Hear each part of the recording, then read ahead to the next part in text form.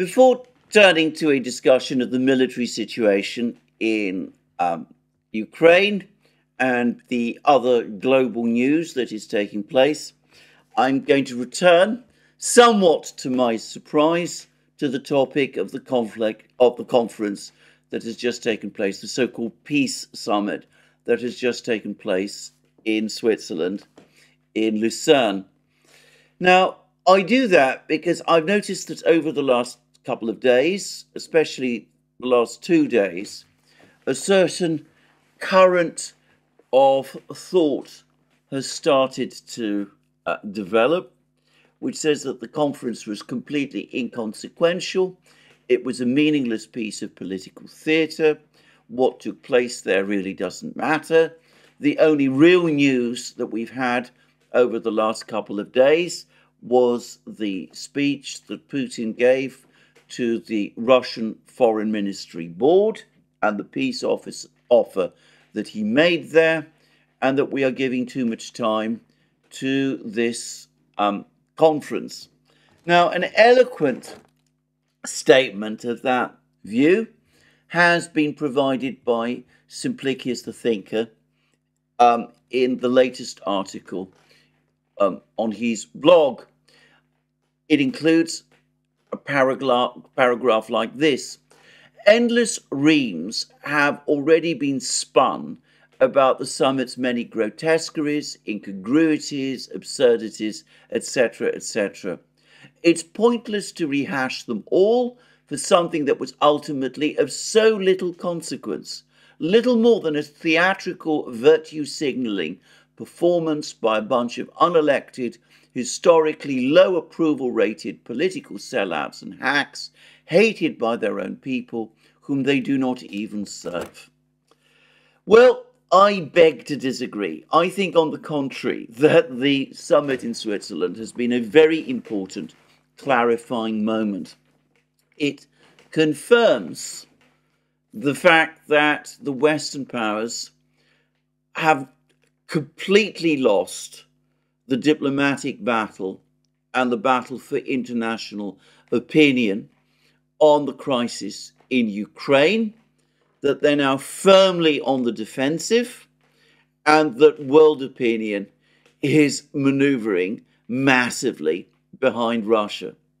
So I think, in order to illustrate this, I think I'm going to go to what I think is the starting point of any valid discussion about the importance of the Swiss conference, and that is looking at the resolution that the UN General Assembly passed on Ukraine on the 2nd of March 2022. That is just a week after Russia began its special military operation. Now, the UN Secretariat on its website provided its account and description of that resolution, the one that the General Assembly passed on the 2nd of March 2022. And it is worth reading, and I am going to read extracts from it now. The title of the article, and as I said, this is from the UN Secretariat, it appears on the UN's website. The title of the article is as follows: General Assembly overwhelmingly adopts resolution demanding Russian Federation immediately end illegal use of force in Ukraine, withdraw all troops. And then it goes on to say this: member states today overwhelmingly adopted a resolution demanding the Russian Federation immediately end its invasion of Ukraine and unconditionally withdraw all its military forces from that neighboring country, deploring in the strongest terms its aggression against Ukraine in violation of the UN Charter.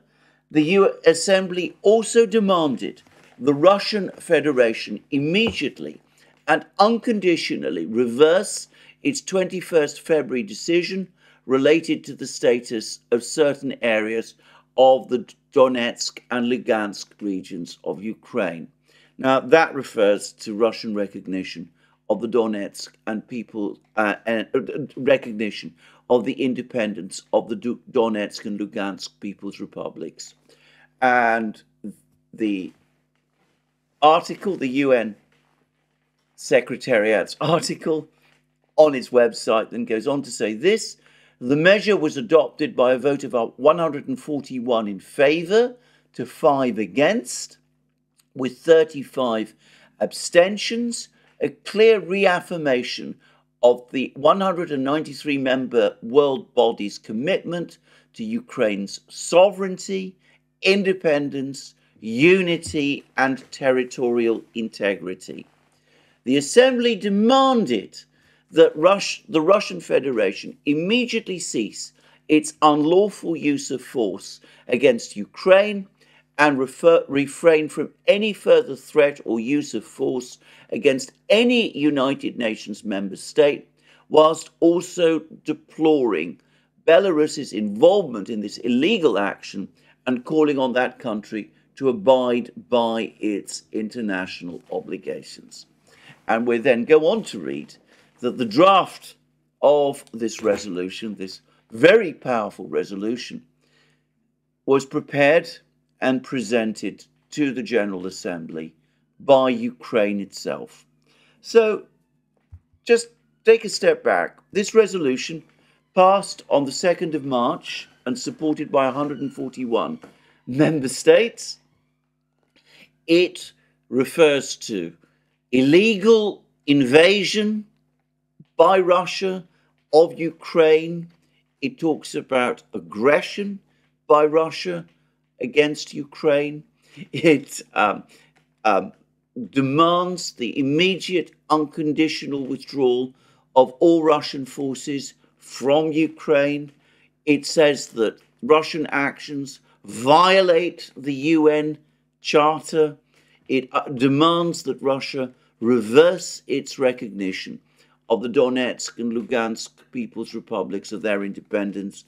And it also reaffirms the UN General Assembly's commitment to Ukraine's sovereignty, independence, unity, and territorial integrity. For good measure, it also condemns Belarus for siding with Russia. So that was a very, very strong resolution, supported by 141 member states out of 193, though 35 member states did abstain, and they included some of the heavy hitters like China and, from my recollection, India as well. Anyway, compare this very strong resolution supported by 141 states on the 2nd of March 2022 with this convoluted sentence which you will find in the communique that has just been passed by the summit in Switzerland. We can reaffirm our commitment to refraining from the threat of use of force against the territorial integrity or political independence of any state, the principles of sovereignty, independence, and territorial integrity of all states, including Ukraine, within their internationally recognized borders, including territorial waters, and the resolution of disputes through peaceful means as principles of international law.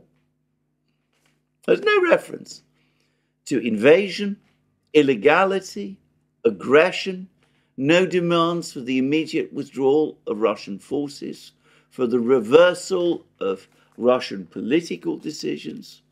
We just got this convoluted sentence which appears to reaffirm support for Ukraine's territorial integrity, but which, as Ian Proud, in the blog piece that he's written, which I discussed yesterday, points out, is actually more qualified and might suggest otherwise. So this flaccid statement,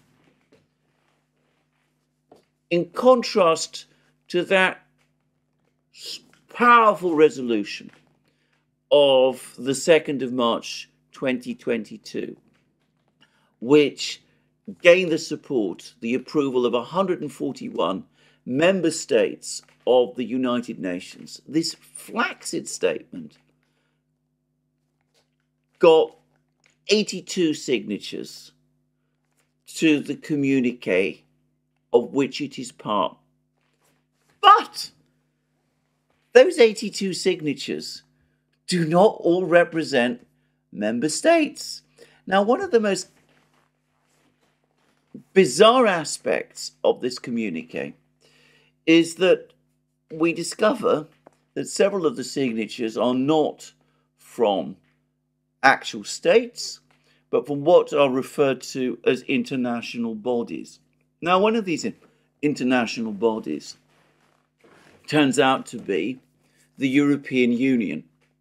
The European Union is, of course, a coming together, an umbrella body, if you like, of a whole set of other states who are themselves separately signatures to this very same document.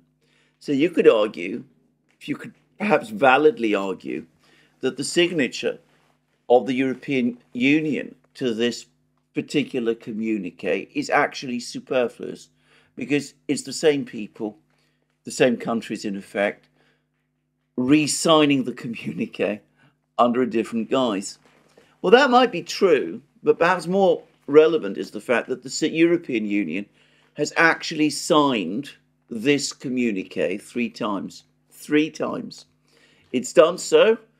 I say that because the communique has separate signatures from the European Commission, the European Council, and the European Parliament, all 3 institutions of the European Union. So the European Union, which isn't a state at all, has in effect, in other words, signed this document 3 times, even though, as I said, it is in effect a body which represents the very same states which have independently signed this communique separately themselves. But then, of course, it isn't just the European Union which has signed this document and done so 3 times. The Council of Europe has also signed it. The Council of Europe is the body that administers the European Convention on Human Rights. It is, of course, also made up of the same set of European countries which have independently signed this document. Then, of course, we have the signature of the Patriarch of Constantinople. The head, well, he's not actually the head, but he sometimes claims that he's the head of the Orthodox Church. He is, of course, not a he's of course not a head of state. He does not represent any state. He is just a religious figure. As an Orthodox Christian, I should say that I'm deeply upset by the fact that he has attached his signature, or his representatives have on his behalf signed a document like this. But I'm not going to dwell on that further. The Pope, who, by the way, is a head of state, the state in question being Vatican City, he's having nothing to do with this document. Other states that have signed this document, well, one could put question marks on them. They include Kosovo, for example. Kosovo, not recognized as a state by many countries around the world, including some of the most powerful ones. China, India, Russia, they do not recognize it. I'm not sure whether it is recognized as a state by a majority of the countries in the General Assembly? I believe not, as it happens, but I might be wrong about that. Anyway, Kosovo is a signatory alongside countries like Serbia, which do not, of course, recognize Kosovo's independence. And Bosnia-Herzegovina has signed this document. Bosnia-Herzegovina is, to all intents and purposes, as far as I'm concerned, a NATO-EU protectorate. There is even a commissioner appointed by the Western powers who has some kind of overarching authority over Bosnia-Herzegovina. The Serbian enclave in Bosnia-Herzegovina is seeking to secede from Bosnia-Herzegovina. And, well, let's not dwell too much on other countries like, Sao Tome and Felipe, small places, no doubt, but Sao Tome and Principe. I'm not going to, or Andorra, whose president is none other than the president of France. One of the two heads of state is the president of France, Emmanuel Macron. In other words, I'm not going to dwell on that. All right, let's treat all of the countries that are there, including the reluctant ones, Hungary, Serbia, Slovakia, which don't agree with Western policy. Let's just stick with the states. 77 have signed. As I said, the European Union is not a state. The European Council, the European Parliament, the European Commission, not states, they're just bodies of the European Union. The Council of Europe, not a state. The Ecumenical Patriarchate, not a state either. 77 states. Compare that with the 141 actual states that supported that General Assembly resolution, which was passed on the 2nd of March 2022. What this conference in Switzerland has demonstrated is the total collapse, the implosion of support across the world for the policy of the collective West in the crisis in Ukraine. Countries which back in March were either prepared to support Western policy over the Ukrainian crisis, or were prepared to give the West the benefit of the doubt, have walked away in floods. Support, the number of actual countries that has voted this signed this communique, is only just over half the number of countries that had voted for that General Assembly resolution on the 2nd of March 2022.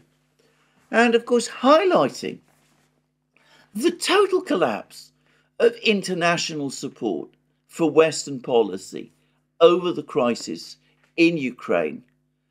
Consider the stance of the United Nations, the actual Secretariat and its Secretary General, Mr. Guterres.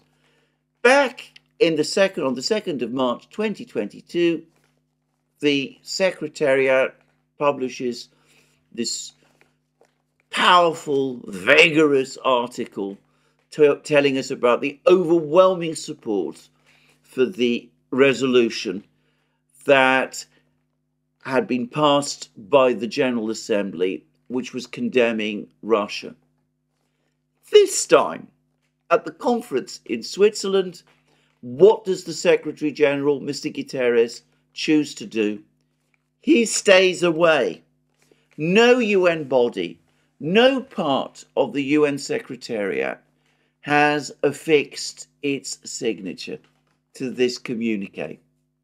If you wanted an illustration of the total collapse of the foreign policy position, the foreign policy stance of the collective West over the conflict in Ukraine, the support, the international support for it, well, you have it here And I cannot imagine any more convincing demonstration of the failure, the total failure of Western diplomacy over this issue.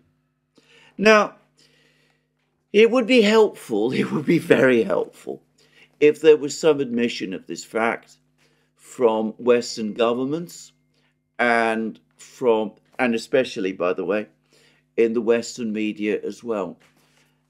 Broadly speaking, there should be long articles, commentaries, even editorials, agonizing over what has happened, discussing the way in which the world is walking away from the West over the crisis in Ukraine, so that despite the attempts to inflate the number of signatories, we've seen this collapse in support as compared to what we saw in March 2022.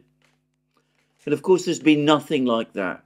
The closest approximation to an article really properly discussing what happened in Switzerland was an article that touched on some of these points in Le Monde, but really didn't address them properly.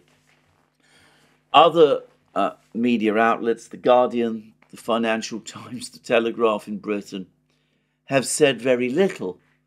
And the same is true of the media in Germany and the United States.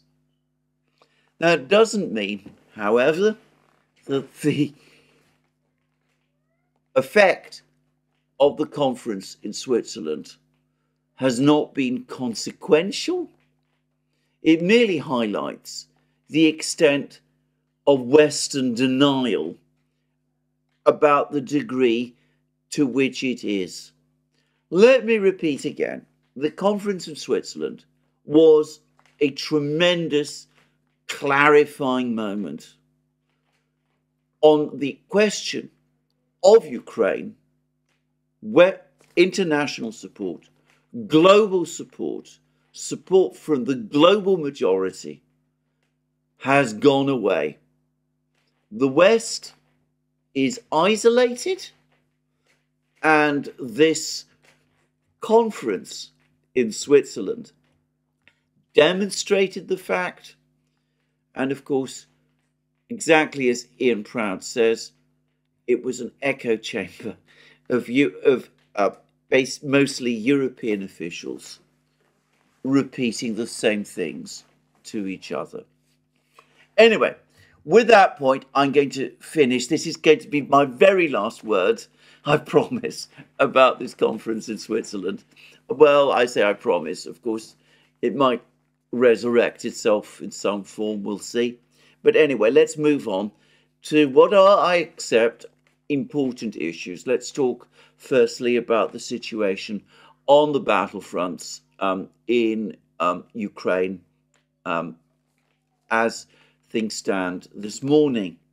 Now, let me go over a point which I've made many times. The main battle, the key fights, as far as I'm concerned, is taking place in this central area of Donbass, in the area of Ocheretino, Avdiivka, Krasnogorovka, it's a sort of triangle, and also in this other place, which is Chasiv Yar. And importantly, we're getting reports from all of these places today, and in every case, it confirms significant Russian advances. Firstly, we have had now photographic evidence which conclusively confirms that the Russians are in the process of strengthening their position on the northern flank of Chasiv Yar, that they are in fact very close now to capturing this village to the northeast of Chasiv Yar, the village of Kalinina, which will stabilize and secure Russian positions along the aqueduct to the north of Chasiv Yar, across which the Russians some time ago established a bridgehead. It looks as if the Russians control perhaps 3/4 or 4/5 of Kalinina. There's clearly been a lot of fighting, unreported fighting going on in Kalinina, but the Russians are now on the brink of capturing it. And as I said, there is photographic and film evidence that confirms this. There was also further evidence, photographic and film evidence, yesterday that confirmed that the Russians have captured two of the big high-rise buildings on the very western edge of the micro-district east of the canal, that the Russians have captured these two high-rise buildings. I don't know how many high-rise buildings on the western edge of the micro-district the Ukrainians still control, but I suspect we're talking about perhaps 2 or 3, 4 buildings, something like that.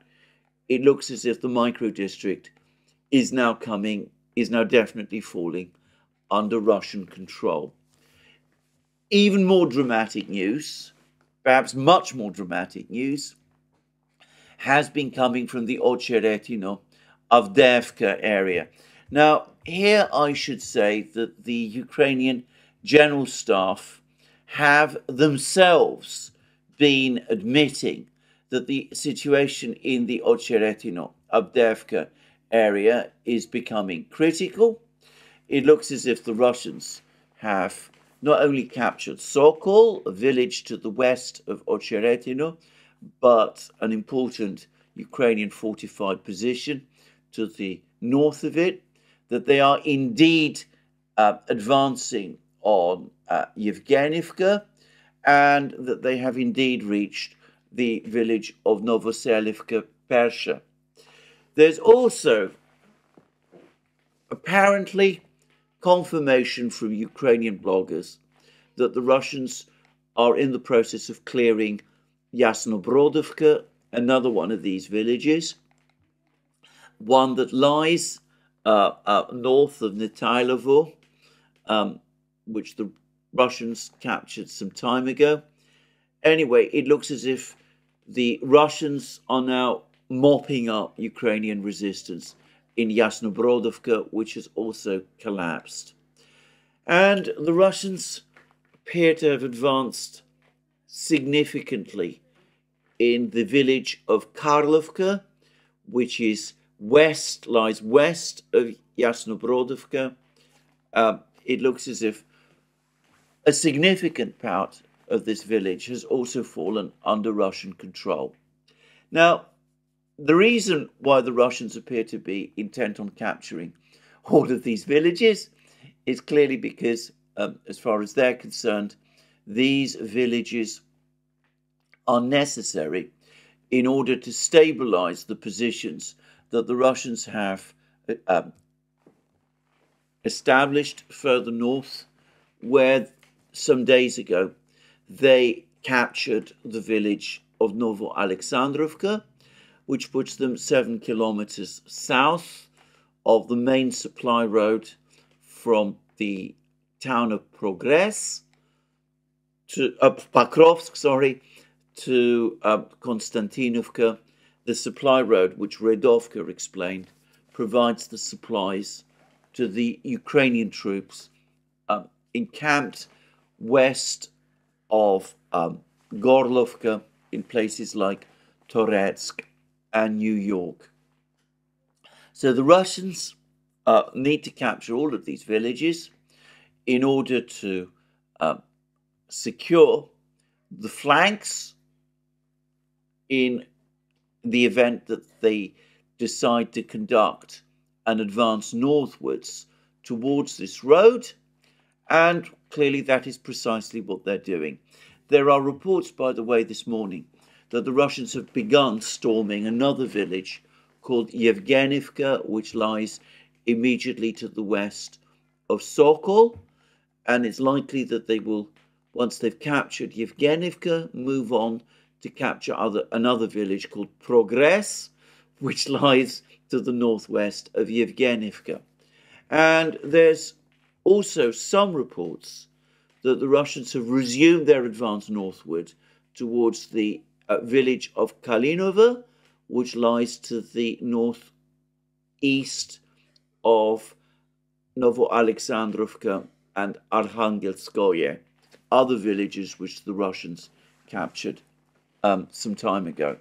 So we can see that the Russians are methodically expanding this big hole that they've punched in Ukrainian defenses, and the Ukrainians don't seem to be able to withstand these Russian advances. The Russians are able to go on advancing, pushing sturdily westwards, clearing the villages, securing their flanks before they advance north towards this road. And there are reports as well that the Russians, even whilst they are expanding their control to the west of Ocheretino and Avdiivka, clearing all of these roads, all of these villages, that they're also now have begun the preparations for an advance on the village of Vozdvizhenka, which lies to the northwest of Novo-Alexandrovka. Apparently they're now bombing and shelling this village. And of course, this is part of the plan that the Russians have. They need to capture this village in order finally to reach this road. Now, I would say that if the Russians do reach this road and they do capture all these villages, then they start to come very close to the important Ukrainian positions in places like the towns of Mirnograd and Pokrovsk, which lie somewhat to the west. I am not, as I've said many times, the best person at drawing lines on maps, but it seems to me that the Russians have now covered more than half the distance from Avdiivka to Pokrovsk. Since they captured Avdiivka in February, they've now advanced westwards. As I said, they've covered roughly half the distance, perhaps more than half the distance to Pokrovsk. And of course, if they reach the road and cut the road, then potentially they're in a position to march on Pokrovsk as well. They won't just be, in other words, able to cut the communications between Pokrovsk and Konstantinovka. They could potentially be situated in a way that would enable them to attack Pokrovsk and the other town of Mirnograd, where there is also apparently an important airfield. Just saying.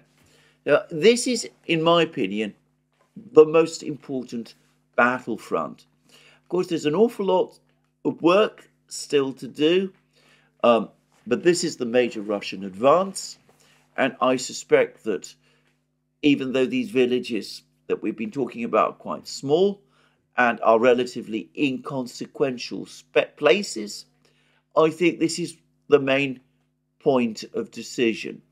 At some point, doubtless, the Russians will also capture Chasiv Yar.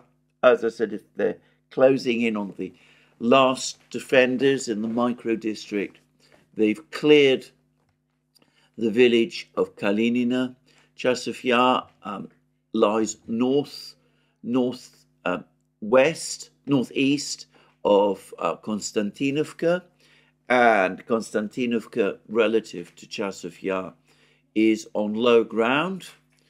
It seems to me that before long, once they reach the road, capturing places like Kalinina and all of those other places, the Russians will not only be in a position to outflank Ukrainian forces in Toretsk and New York, but they will have the choice. They can either advance northwards towards Konstantinovka and Chasiv Yar, even as their forces encamped around Chasiv Yar could also advance along the same road southwards through Chasiv Yar and Konstantinovka. Anyway, they can do that, and they can also, if they choose, advance westwards towards Pokrovsk.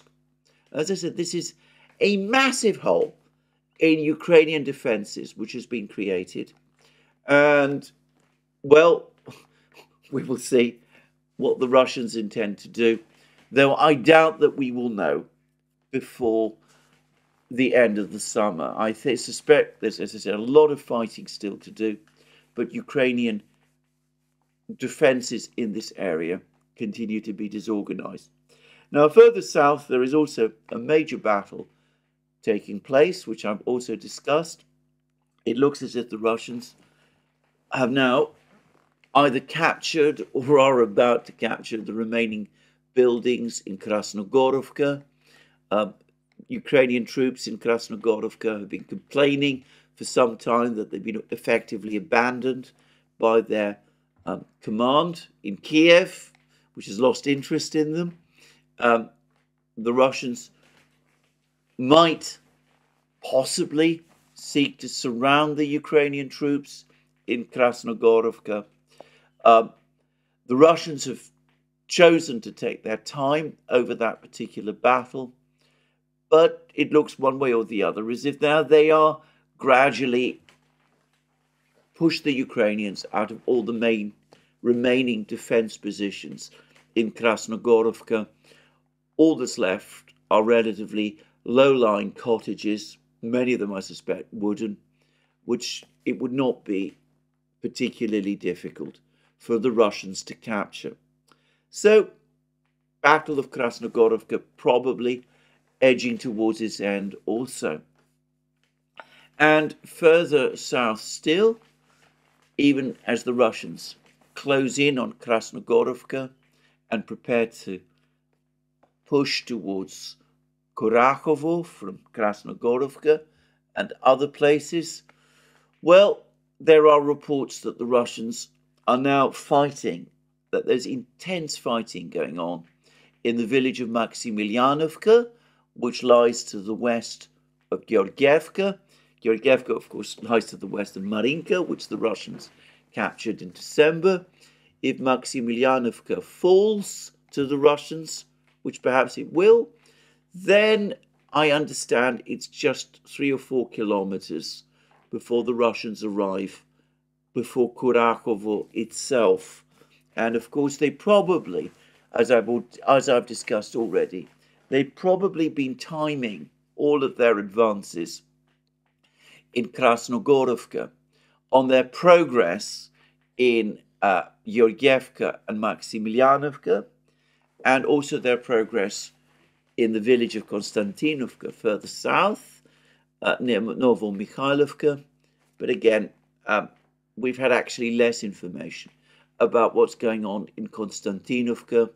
The Russians and the Ukrainians, by the way, confirmed a couple of days ago that the Russian troops have already entered that village and that fighting is taking place either inside that village or perhaps on its easternmost boundary.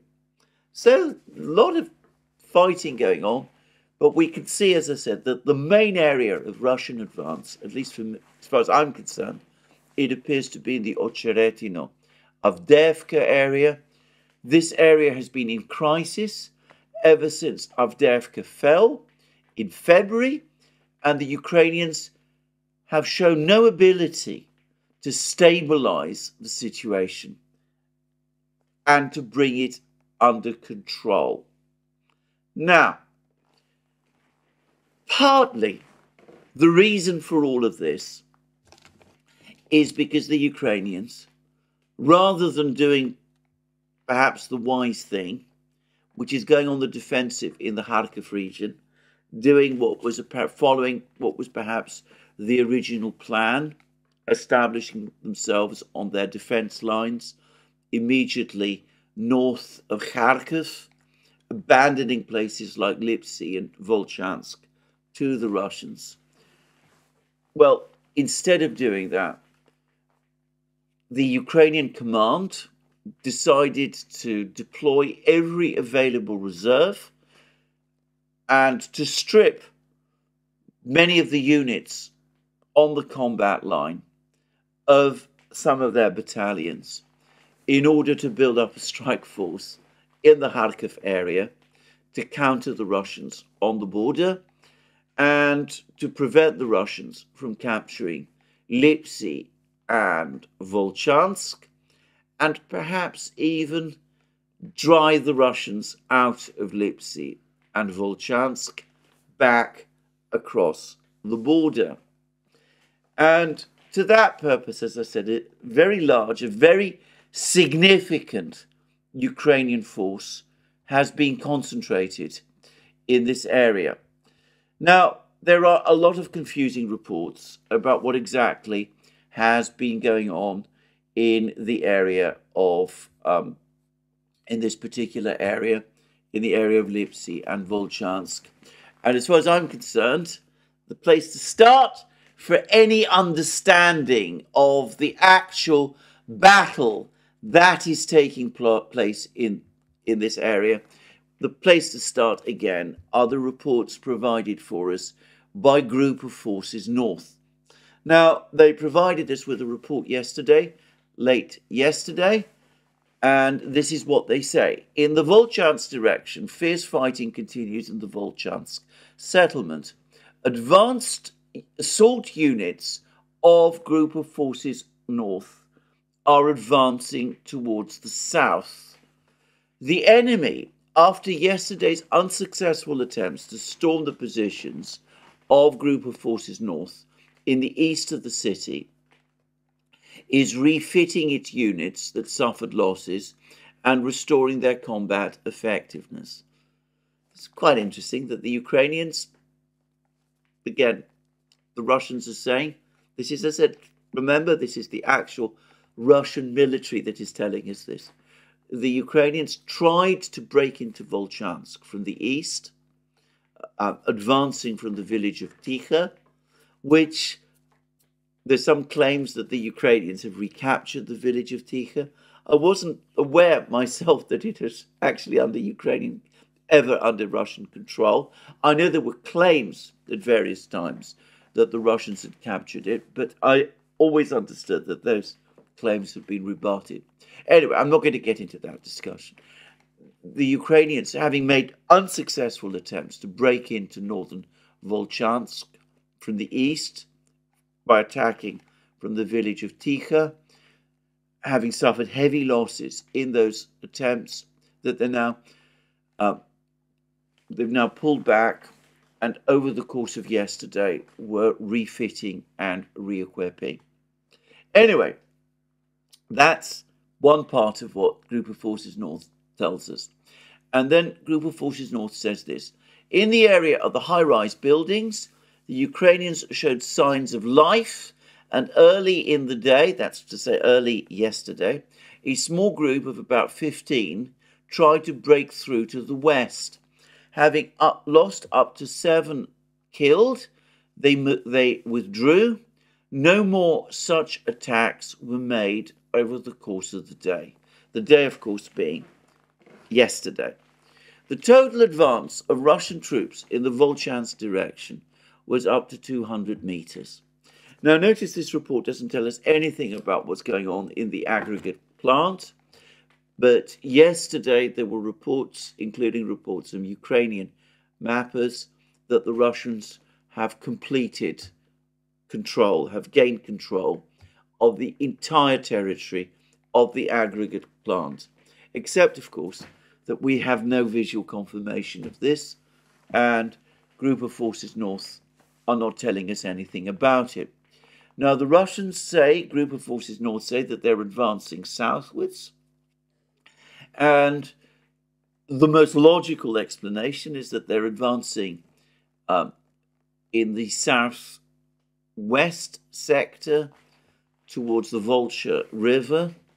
They are, in effect, widening their bridgehead, the supply area, the funnel through which they send supplies to their troops in the area of the aggregate plant. And apparently, according to them, they've made significant headway. They were able to advance 200 meters. Now, they don't say that the troops in the high-rise buildings are encircled. In fact, I don't think Group of Forces North themselves have ever said that exactly. But that does seem to be the implication. And in fact, this morning there was another report, which I'm getting from a Telegram channel, a Russian Telegram channel called Intel Slava. They said that the Russian military in the southern part of Volchansk burned an armored vehicle of the Ukrainian armed forces using FPV drones and launched an artillery strike on the enemy infantry taking refuge. And then we are told, again by Intel Slava, that there was another Ukrainian attack in the same area, in the area of the high-rise buildings. Another group of about 15 Ukrainian troops tried to break out. Early in the morning, this is early this morning, blocked units of the armed forces of Ukraine. These are the men in the high-rise buildings, in Volchansk, attempted to break through. At the same time, the enemy tried to counterattack with two groups of the 36th Brigade, this is the Marine Brigade, on the buildings at the aggregate plant. The enemy suffered losses and retreated. Drone activity is still high against the backdrop of a decrease in artillery work. The Ukrainians are massively using FPV drones. So this is all from Intel Slava. I'm not sure where it comes from. Perhaps from Group of Forces North. But anyway, another attempt by the Ukrainians to break out this morning from the area of the high-rise buildings. This attempt to break out was supported, apparently, by another attack by the 36th Brigade, the Marine Brigade, a kind of relieving force, but the attack failed. This is what this report implies. All of this, taken together, suggests that the Ukrainian troops in the high-rise buildings in the Citadel area are indeed blocked, as the Russians say, or trapped, as perhaps I would say. So this is the situation, apparently, piecing together all of these various reports that we're getting about the situation in Volchansk. Now, Group of Forces North also provided a report for the situation in Lipsy. They said in the Lipsy direction, the Ukrainians are increasing their efforts and the number of their attacking forces. The enemy made two counterattacks. The first, with up to 30 troops, supported by two infantry fighting vehicles, was unsuccessful and withdrew to the initial positions with losses. The second, with up to 90 troops, occupied a wooded area on the approaches to the village of Glubokoye, but was hit by fire by Group of Forces North. Having suffered losses of about 20 men killed and one infantry fighting vehicle, the enemy left the occupied positions, and over the past 24 hours, the enemy's losses amounted to 300 men. So rather stronger counterattacks in the Lipsy area by the Ukrainians, one of which, briefly gained some territory, but not in the village itself, not in Glubokoye village itself. But the Ukrainians came under heavy fire and were once again pushed back. Now, Group of Forces North then tells us this. The enemy is gradually increasing its efforts in all directions and throwing first echelon units into the battle. This, when they say first echelon units, they mean Ukraine's best and most experienced units. A rifle battalion of the 56th Mechanized Brigade, assembled from the remnants of other battalions of the same brigade, in other words, a Frankenstein brigade, arrived at the disposal of the command of the 36th Brigade. This is another of the Marine brigades. It is likely that they will continue to try to probe the defences, our defences, before the main group enters the battle. The Ukrainian command is ready to put as many personnel as necessary to achieve at least some results on the battlefield by July 9th, namely by the beginning of the NATO summit. As long as Ukrainian servicemen do not realize where the authorities are leading them, they will continue to die for the mythical European future.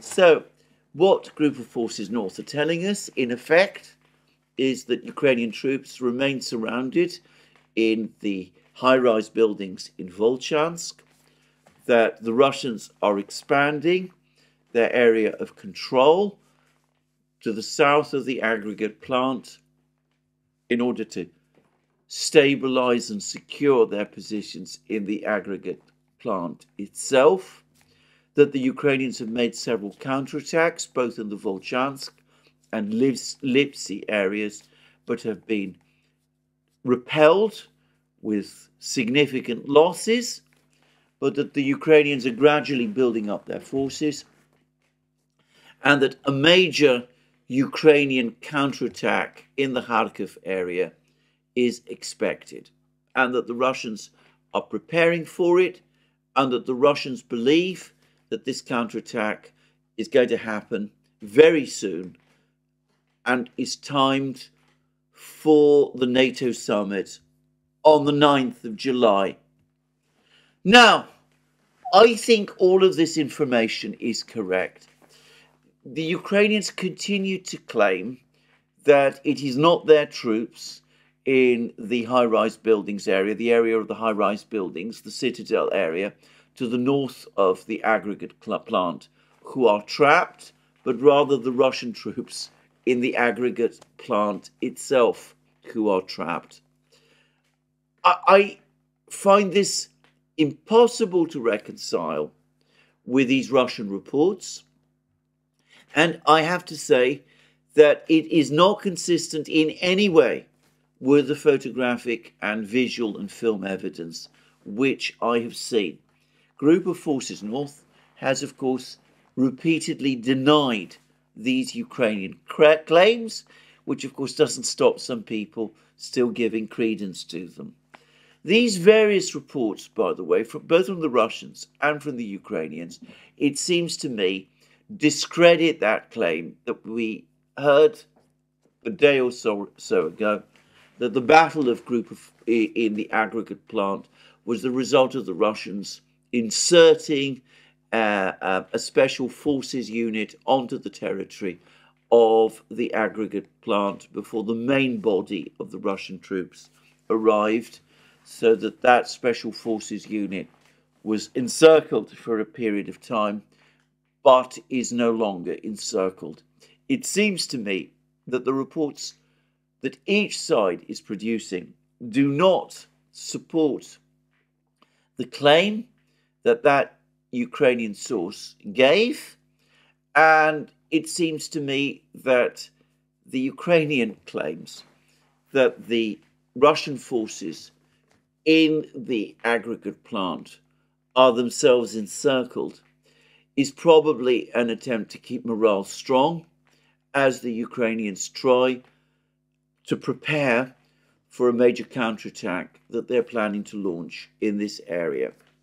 Now, the Ukrainian troops in the high-rise buildings, in the area of the high-rise buildings, are encircled, but I doubt that they will lay down their arms and will surrender until the Russians have dealt with this Ukrainian counterattack. If Ukraine launches a counterattack, and of course, if that counterattack succeeds, then there will be no need for those troops to surrender, because the Ukrainians will surely be able to push the Russians back in Volchansk and relieve those Ukrainian troops in the high-rise area. If the Russians succeed in defeating this Ukrainian counterattack, then, of course, the situation will be different, and resistance in the area of the high-rise buildings will collapse, and the Russians will almost certainly capture not just northern Volchansk, north of the Volcha River, but the entirety of Volchansk. Now, that brings me back to my initial point. All of this is not exactly a sideshow, but it is not where the main battle is happening. The main battle, the area of crisis, the area where the Ukrainians are losing the war, is not here in the Kharkov area, where there's all this incredible attention. It is in the Ocheretino, Avdiivka, Chasov Yar, Krasnogorovka area in central Donbass. That's where the big Russian advances are happening. That's where the Russian forces are advancing. And as we see, the Russians are closing in on this important road, and they're probably going to be soon in a position to attack, well, conceivably Pokrovsk itself, and definitely Kharkov, two major logistics bases of the Ukrainian forces. And they will be also in a position to take the Ukrainian groupings in Toretsk and New York, and in Chasov Yar and Konstantinovka to attack them from the rear. And this is a massive hole that the Russians are punching through the Ukrainian military.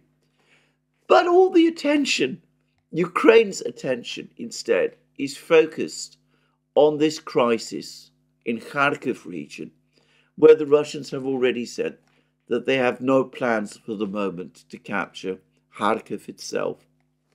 And to repeat a point I made before, I think partly the reason why Group of Forces North has been given this leeway to provide us with this blow-by-blow account of the battles in Volchansk and Lipsy is precisely because they want to focus everyone's attention, especially the Ukrainians and perhaps the Western powers, on what is going on in this area, in Kharkov region, even as they mop up successfully in central Donbass, where the Ukrainians have stripped away their forces, have built no effective defenses, have basically lost interest in this key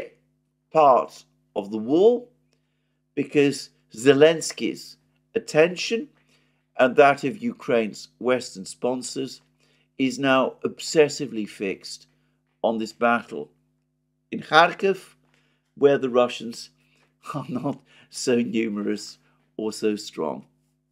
Now, what I will say lastly on this point is that, of course, if Ukraine does conduct an offensive in this area, and that offensive fails, and the Ukrainians are defeated, and they suffer heavy losses, then this is going to be a massive crisis for Ukraine. Because, of course, this would be a defeat on the boundaries of Kharkov city. And if the entire Ukrainian grouping in northern Kharkov region were defeated and suffered massive losses at a time when Ukraine is short of reserves. In fact, according to Budanov, has no reserves, then this will no longer be a secondary theatre. It might indeed suddenly become a very important theatre indeed if the Russians decide to take advantage of their defeat of the Ukrainians and make a concerted attempt to capture Kharkov. Now, I'm not saying that's going to happen. I'm not saying that that's the Russian plan, but the Russians have, over the last couple of months, shown that they're very prepared to take advantage of Ukrainian reverses and defeats when they happen. So this strategy that the Ukrainians have of preparing a counterattack in the Kharkov area is not only, in my opinion, a potential waste of resources, resources which ought to have been committed in the place where the crisis, the real crisis, is developing, which is in central Donbass, but it is also an extremely high-risk gamble with very heavy and very dangerous consequences if things go wrong. I say all of this, of course, with the caveat, which I always must make, that I'm not a military expert. This is how it all looks to me. But of course, I might always be wrong. Now, this brings me to the, I thought, very brilliant program that Brian Beletic has just done on the new Atlas, in which he talks about the situation with the F16s. And before I proceed to discuss what he has said on his program, on Brian Beletic's program, I should say that on the question of the F16s, we have now had an enormous wave of anger from the Ukrainians, and it's found its way to the London Times. We are told that the Ukrainians are complaining that the US is deliberately delaying training for Ukrainian F-16 pilots. We are told that Ukraine is likely to have only 20 pilots available to fly the F-16s by the end of the year. That they could end up with more F-16s, around 60, than they have pilots to fly them. That's entirely correct, entirely likely, by the way. Most of this information is coming from a Ukrainian MP, Alexandra Ustinova. She says that so far only 8 Ukrainian pilots are being trained in Tucson, Arizona, whilst another 12 are being put through their paces at an airbase in Denmark. A third training program in Romania has yet to begin. Ustinova said that Kiev had asked Washington to provide at least another 10 places on the training programs, but its request was rebuffed.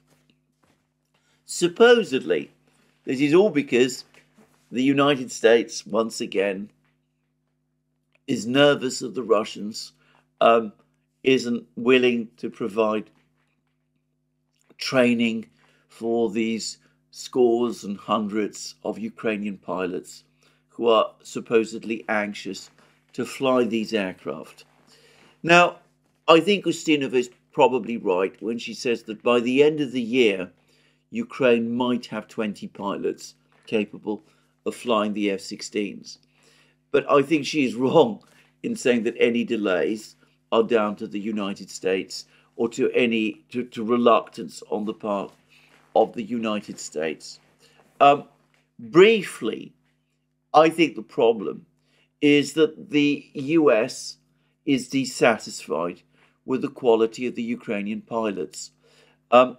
It's not that these people are incapable as pilots, but that they have to be trained in English. Most of them, or many of them, don't speak English very well. That means that they have to be educated in English before they can be trained, and that already creates problems with training.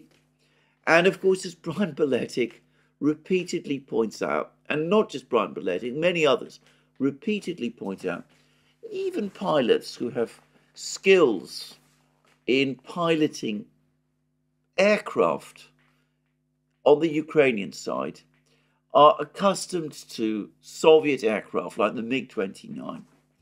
Transitioning to the F-16 would require many, many months, probably years of training, and the weeks of training that these pilots are getting is not going to be anywhere close to enough. In fact, the Americans themselves are saying that the training these pilots are getting is meager. Anyway, going back to Brian Beletic's video, he discusses what the F-16s might do. He points out that, yes, the F-16s do indeed have the range if they operate from air bases in the west of Ukraine, or indeed bases in Romania. They do have the range to reach the contact line, but they would have to be in the air for some time. They would be presumably tracked by the Russians whilst doing so.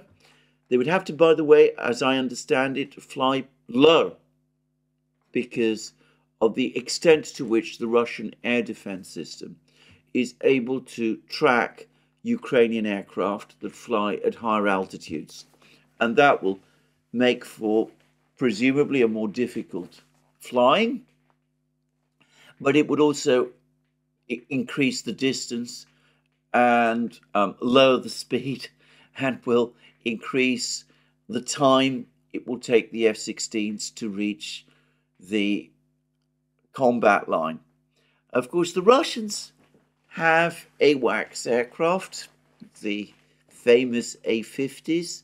They've just provided more pictures of more A-50s operating on in the battle area.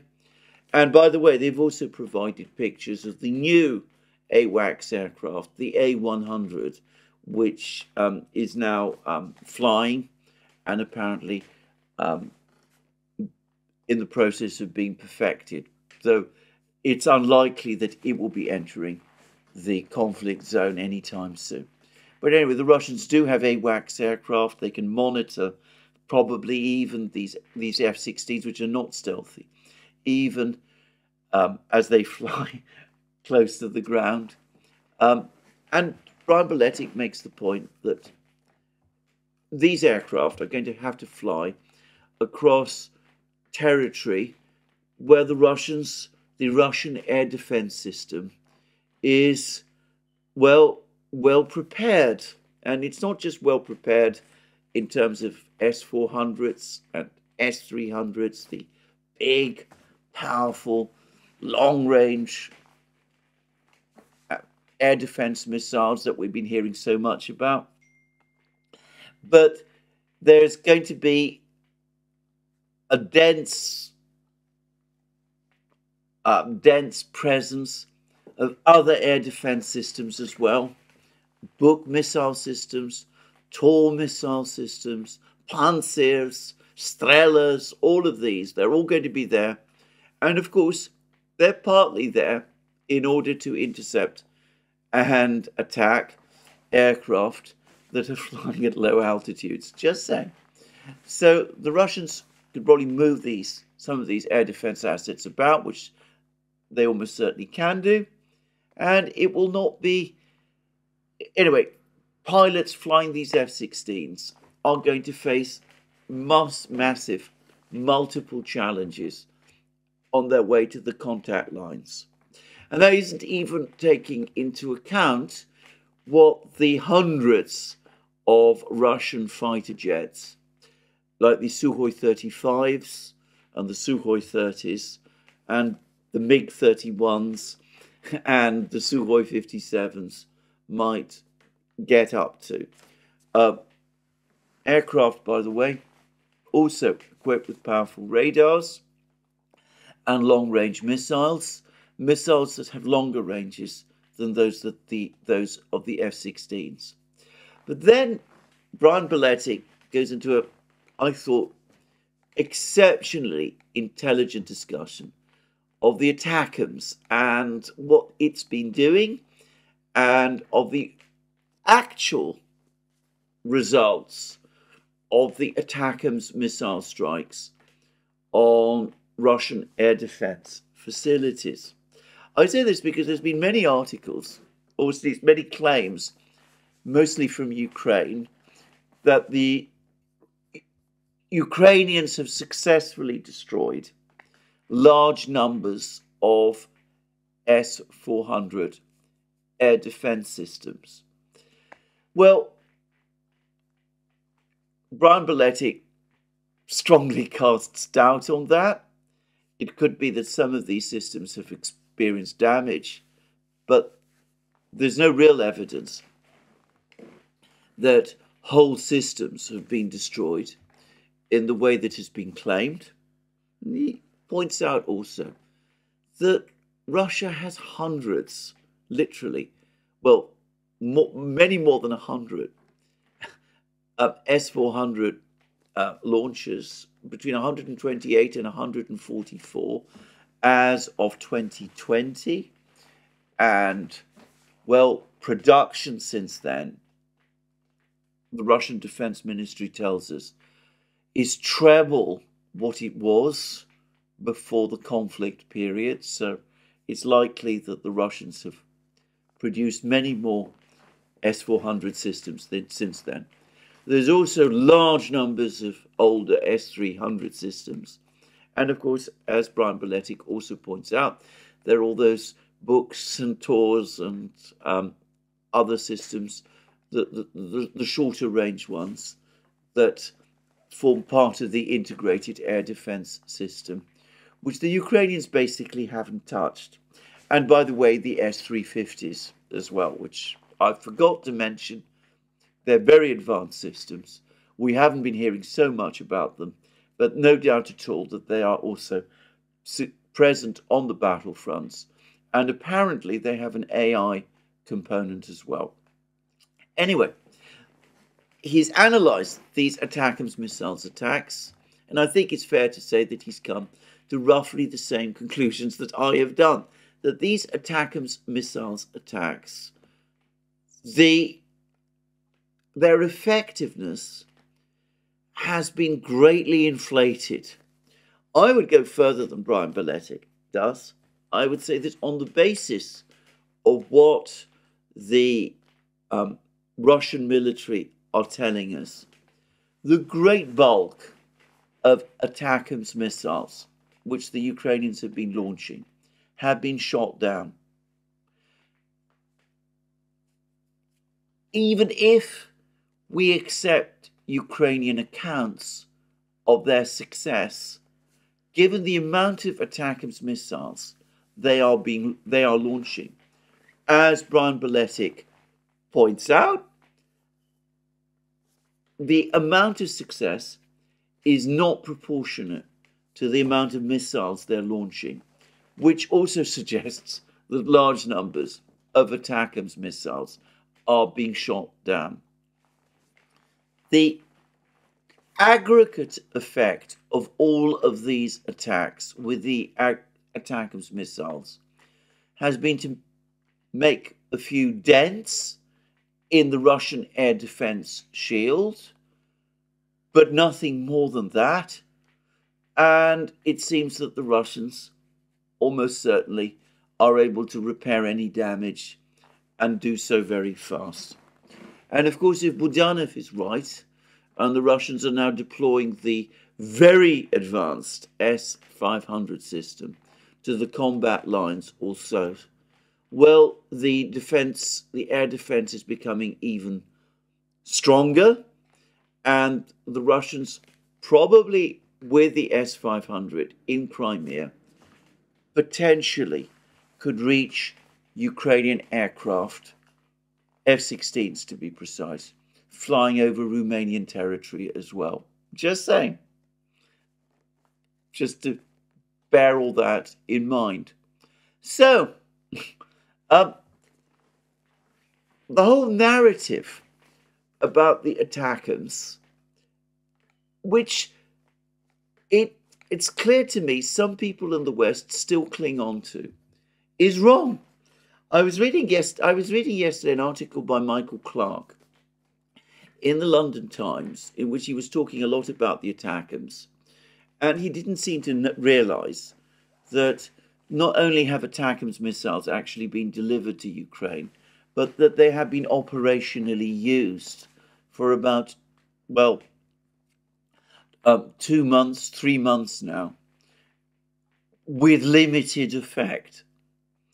Anyway, the point is, and it's the point that Brian Beletic makes, any idea that you can clear a path through this dense air defense system, Russian air defense system, with ATACMS strikes, clear a path for the F16s, has no basis in reality and is not supported by the actual information we're getting from the battlefronts. And I think that anybody who studied the situation closely can see that this is correct. Now, I would add just a few further points myself. As I mentioned a couple of days ago, a bizarre article by Tom Sharp in the Daily Telegraph about how the Russians were on the brink of losing control of Crimea. I didn't waste time reading the article, but Brian Beletic goes into detail and rebuts it thoroughly. I overlooked one utterly bizarre suggestion in this Tom Sharp article, which is that if the Ukrainians are able to destroy the Kerch Bridge, the Crimean Bridge, and are able to attack all of the various ports and destroy all the ferries and all of that, none of which, by the way, they have so far achieved. The latest comment from a Ukrainian official is that the Crimean Bridge, because it's no longer being used to transport military vehicles to any great extent, has lost its utility as a target, which might be a sign that the Ukrainians have given up their attempts to destroy the Kerch Bridge. But, let's not assume that. They remain pretty fixated on it. We'll see what they do. But anyway, Tom Sharp said that, if the ports are knocked out and the Crimean Bridge is knocked out, both of which are impossible things, by the way, in Crimea, well, the railway lines and the road lines to Crimea that the Russians have built through the land bridge, that these could be quickly unusable as well, because both are within range of ATACMS missiles, and the Ukrainians can use ATACMS missiles to destroy the railways. Now, I know a little bit about railways. As I said many times, I am somebody who has some familiarity with logistics.